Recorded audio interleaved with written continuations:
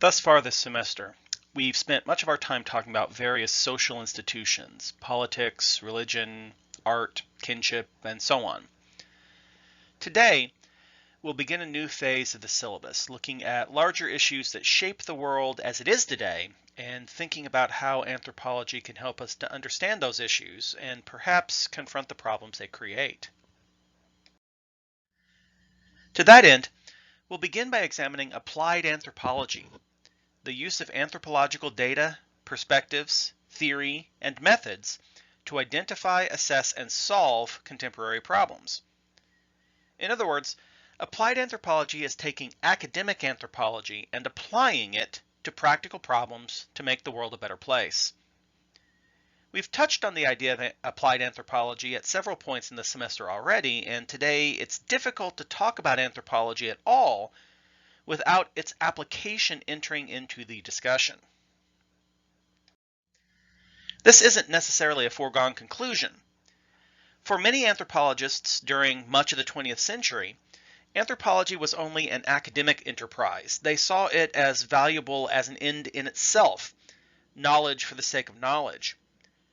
But Western culture in general is eminently practical, and most people in Western societies are more willing to accept an endeavor as important if it has some practical application.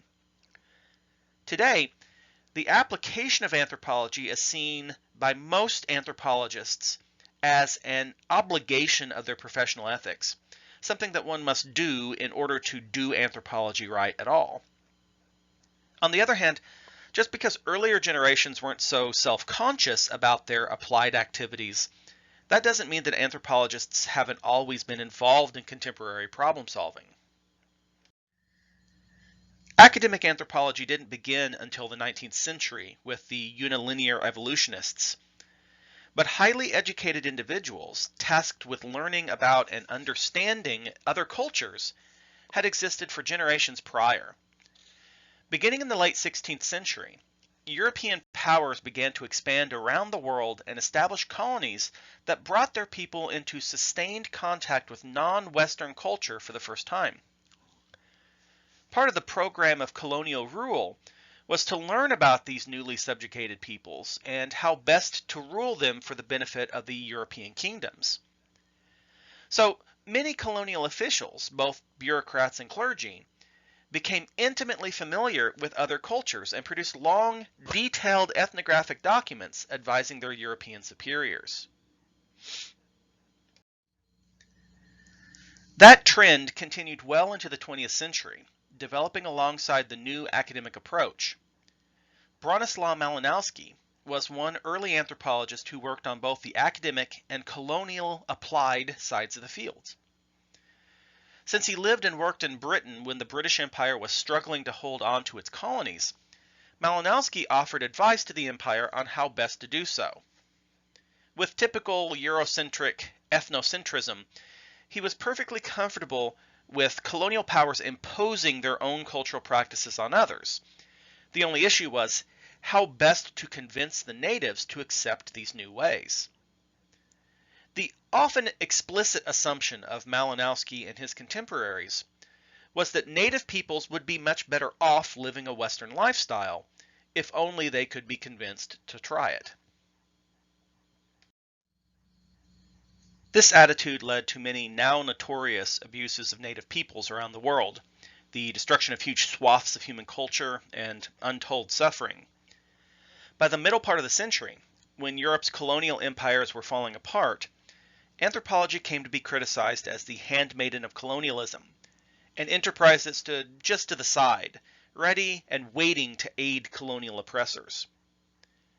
It was academia's reaction to this criticism, in part, that led to the much more self-conscious applied anthropology that we practice today, which is always guided by an obligation to aid the people themselves rather than their colonial rulers. Before we move on to the modern practice of applied anthropology, one more historical dimension should be looked at, and that's the role that anthropologists played in World War II. For both sides, the war effort was guided by the idea of total war, the mobilization of a nation's entire resource base for war. and human resources were no exception.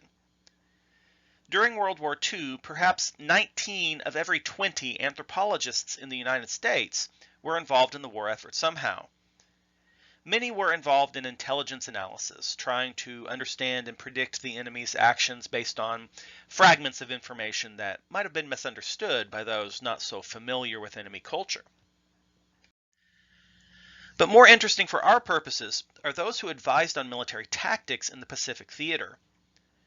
World War II was the first time that major military powers had fought in the South Pacific, on islands that were occupied by small, tribal or chieftain populations with radically different cultural traditions.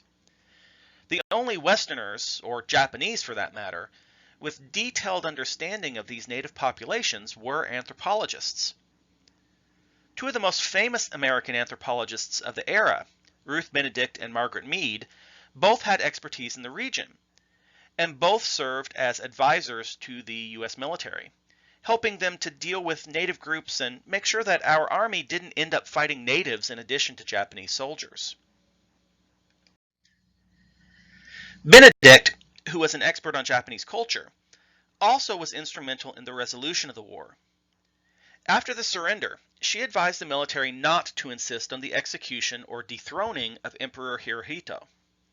She knew that, for generations, the emperor had been presented to the Japanese people as the living embodiment of Japan and all things Japanese. Were America to execute or even dethrone Hirohito, the Japanese people would see that as a declaration of America's intent to exterminate all Japanese. Such an insult to the living embodiment of Japanese society, she said, would inflame Japanese resentment and ensure a bloody, violent revolt that could never be quelled. The military eventually took her advice, left Hirohito on the throne, and in relatively short order, Japan had evolved into one of the U.S.'s most staunch allies in the region. Anthropologists' involvement with the U.S. military is not a settled issue either. During the Iraq and Afghanistan wars, the military created a program called the Human Terrain System that embedded anthropologists with their combat troops. The goal of this program was to have the anthropologists learn about local communities and advise the lower level officers on how best to interact with the people of Iraq and Afghanistan. This led to much debate in the academic community and eventually a condemnation of the practice by the American Anthropological Association.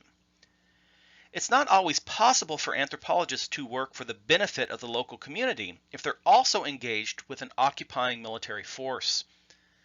While the anthropologists involved in the program were there with the best of intentions, they couldn't always be in control of how the military made use of their insights. Any activity that might conceivably harm the community violates the American Anthropological Association's Code of Ethics, to which every member agrees to adhere. The specific program called the Human Terrain System has since been ended, but that doesn't mean that there aren't still anthropologists working for the military.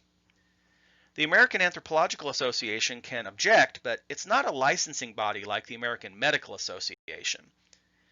Many American anthropologists choose not to belong to the AAA, and for those that do, the worst repercussions of violating the Code of Ethics amount to expulsion from the association. Anthropologists remain free to practice their profession as they see fit, and some remain involved with the U.S. military. Let's look now at applied anthropology as it is practiced by professional anthropologists today. Despite the controversy surrounding military applications, most applied anthropology today is guided by the principle that applied anthropologists should be solving the problems of the people they study, rather than the problems of the government or outside forces. Of course, sometimes the government's problems are the people's problems as well. Generally, we see contemporary applied anthropology projects involving three phases: consulting with local groups to determine what the people themselves perceive to be in need of change, collaborating with those same community members to design a program to resolve those problems, and then implementing those solutions in a way that protects the people from any negative consequences that might create future problems. The balancing act that the applied anthropologist faces is delicate. Often, academic anthropologists are approached by governments and international aid agencies that have already determined a problem exists. Thus, it might appear that the anthropologist is brought in at stage 2. However, it's a bad idea to just take the government's word and assume that the community does indeed have a problem. Imposing change where it isn't wanted often creates unforeseen problems, and then the project would fail at stage 3. Of course, when anthropologists are invited to design applied projects, they are often chosen based on their previous fieldwork with the same communities, so their past academic work may have already served as stage 1. Nevertheless, simply taking governments or organizations at their word is dangerous and likely to result in the failure of the project to reach its goals. In this sense, it's important for the more purely scientific anthropology of stage 1 to be done first, and only then move on to the application in stages 2 and 3. Stage 2 is when the applied anthropologist must work closely with the local community to actually find a solution to the problems identified in stage 1. Whatever solution is settled on, it must be, first, compatible with the local culture. Next, meet locally perceived needs, even if those contradict government-identified plans. Involve the community in solving their own problems. Work within local social structures and organizations. And finally, be flexible enough to respond to constantly changing conditions. Applied anthropologists must also avoid 2 fallacies of thinking in designing and implementing the strategy. They must resist the urge to overinnovate, the tendency to try to change too much too quickly. Anthropologists, with their etic perspectives, are often looking at large-scale social problems, things like poverty, social stratification, epidemic. But humans are generally pretty short-term thinkers. Local families are less interested in solving poverty than saving enough money to install electricity in their homes. Ending cholera is less important than installing indoor plumbing so they don't have to go out to the latrine at night. If the short-term goal is lost, people may choose not to participate at all, and the project will fail. On the other hand, as they say, the journey of 1,000 miles begins with a single step. Big goals can be achieved in a series of small stages, each of which engages the local community. Another problem is the fallacy of underdifferentiation, exactly the same fallacy of thinking that underlies unilinear evolutionism.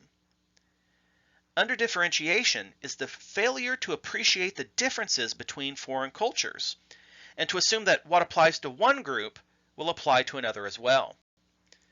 This is exactly what Franz Boas argued against in promoting historical particularism. Every culture is unique and different. Any problems are unique to the immediate cultural context, and so any solutions must also be unique. A successful project cannot just be replicated in a new place that has superficially the same problem. Instead, anthropologists need to carefully study the local community and design a unique solution for each group.